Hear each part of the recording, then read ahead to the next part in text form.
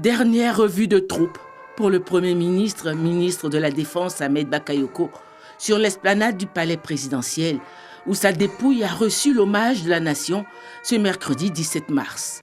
Un dernier adieu qui laisse voir encore une fois la forte aura politique qui était la sienne et l'étendue de l'estime qu'on lui vouait. La cérémonie d'hommage a drainé un grand monde.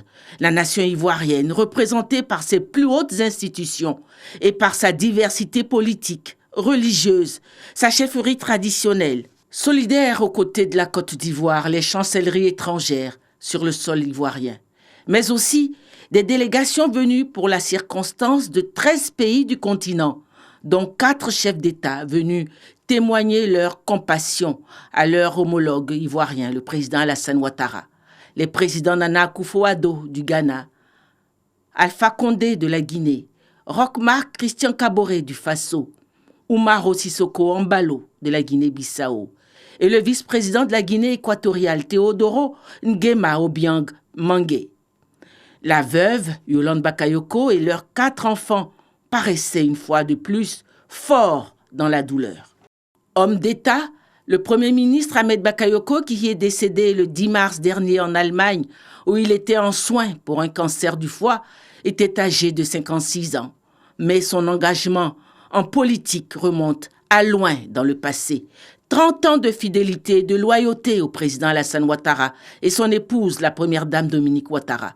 2 témoignages sur l'homme politique et homme de cœur, philanthrope, mécène et bon vivant qu'il était, sont venus raviver le souvenir du défunt.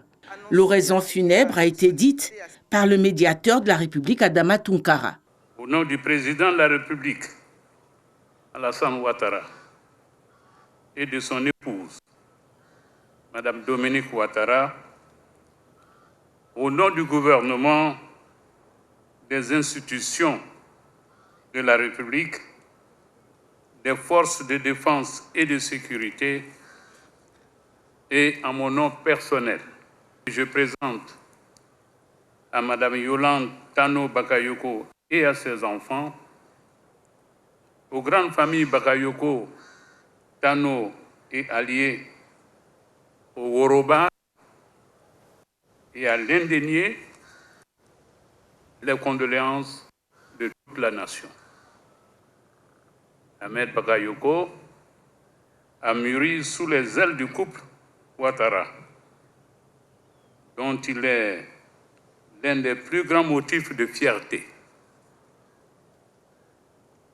Le désarroi du président de la République est d'autant plus profond que sur ses instructions, dans les centres hospitaliers les plus avancés, des cancérologues de France et d'Allemagne, au nom des plus éminents de cette maladie, se sont activés au chevet du Premier ministre.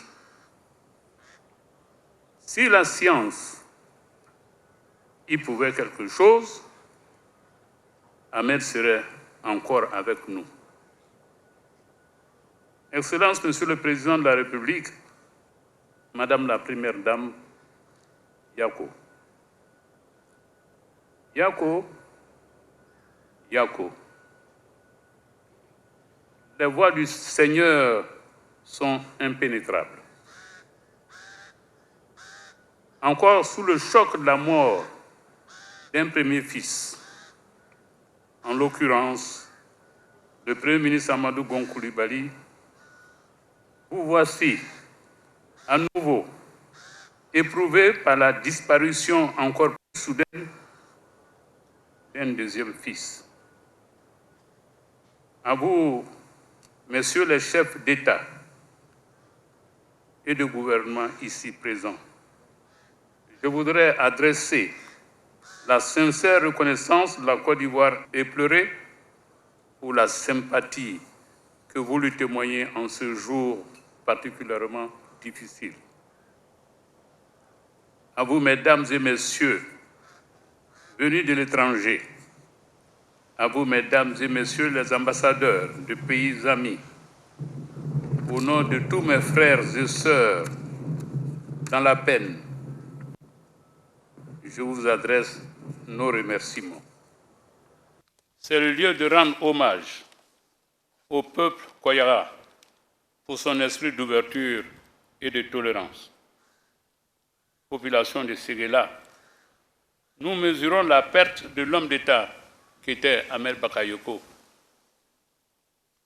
Population d'Abobo, vos douleurs insondables est légitime, car le Premier ministre Ahmed Bakayoko était un bon maire qui suscitait beaucoup d'espoir et d'espérance. Il avait de multiples projets pour sa commune, ses hommes, ses femmes et ses jeunes. Le président Alassane Ouattara ne vous laissera pas orphelins. Jeunes de Côte d'Ivoire, pleurons, mais restons dignes. Le Premier ministre Ahmed Bakayoko était un grand homme et un homme bien. Sa disparition invite chacun à cultiver les valeurs auxquelles ce self-made man a consacré sa vie. Le courage, le travail, la générosité, la loyauté, la simplicité et la joie de vivre. Ahmed Bakayoko n'a pas eu la vie facile. Il a connu les angoisses de la clandestinité politique. Yolande, son épouse, a vécu les affres de l'exil. Derrière eux, des enfants désemparés, loin de papa et maman, ont subi les dommages collatéraux de la vie d'un père résolument engagé auprès d'Alassane Ouattara, alors constitué en ennemi public numéro 1. Et chaque fois, le Premier ministre a su trouver le chemin et surtout, il a su fermer son cœur à la haine et au ressentiment. Le soleil ne se couche jamais. C'est nous qui nous détournons de son regard. Mon cher Ahmed, la Côte d'Ivoire ne se détournera pas du soleil de ton regard. Repose en paix. En reconnaissance de son dévouement pour son pays, la Côte d'Ivoire, le Premier ministre Ahmed Bakayoko a reçu à titre posthume des mains du président de la République une haute distinction dans l'ordre national de la République de Côte d'Ivoire. Premier ministre de Côte d'Ivoire, chef du gouvernement, ministre de la Défense, au nom du peuple, nous vous élevons à la dignité de Grand Croix de l'ordre national et nous confions à votre famille les insignes de votre dignité.